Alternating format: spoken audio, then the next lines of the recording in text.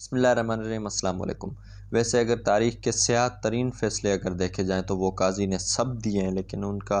جاتے جاتے جو فیصلہ میں کہتا ہوں کہ اس نے اپنی دنیا اور آخرت دونوں خراب کر لی، کیونکہ جب ماؤں کے سامنے ان کے بچوں کو اٹھا لیا جائے اور پھر ویڈیو کال پہ ان کے بال نوچ کے پلاس سے ان کو دکھایا جائے تو ان کی آہیں نکلیں گی، اور جب لوگوں کی عزتوں پہ ہاتھ پڑے، وہ بھی ہمارے منتخب نمائندے، تھوڑی بہت ان کی عزت ہو،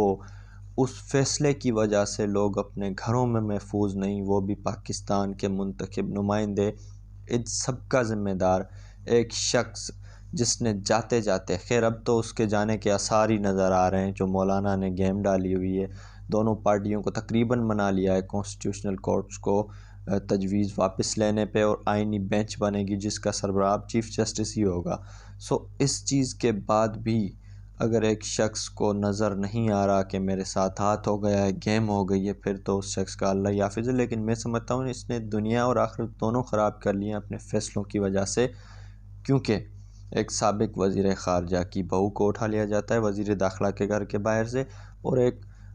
ماں جس کو زوم کال پہ اپنے بچے کے بال نوچتے ہوئے تصویریں اور ویڈیوز دکھائی جاتی ہیں، تو میں سمجھتا ہوں کہ اس شخص، اس سب کا ایک ہی شخص ذمہ دار ہے جس نے اپنے فیصلے کی وجہ سے یہ چیپٹر کھولا، آپ کے 100 اختلاف ہوں بندیال سے، لیکن اس نے یہ چیپٹر ہی کلوز کر دیا تھا تاکہ منتخب نمائندے جو ہیں وہ دنیا کو ریپرزینٹ کرتے ہیں، پاکستان کا امیج وہ تو محفوظ ہوں۔ اس نے ایک فیصلہ دے کے محفوظ کر دیا تھا ہمارے ایم این ایز کو، تاکہ جو بھی پارٹی سے اب فلور کراس کرے گا وہ نائل ہوگا، اس کا مطلب کہ ووٹ دے ہی نہیں سکتا، یہ چیپٹر ختم تھا۔ لیکن اس نے اس آئینی ترمیم کے باتیں چلتے ہی جھٹ سے، پتہ نہیں کہاں سے وہ ڈھونڈتے نا، پنہ ڈھونڈتے ہیں یہاں ادھر ادھر سے ڈھونڈ کے ایک بینچ بنایا، جس بینچ میں کوئی بیٹھا نہیں، چیف جسٹس جو آنے والا ہے وہ نہیں بیٹھا، لیکن اس نے کیسے بھی کر کے ایک راستہ کھولا، جس راستہ کھلنے کے بعد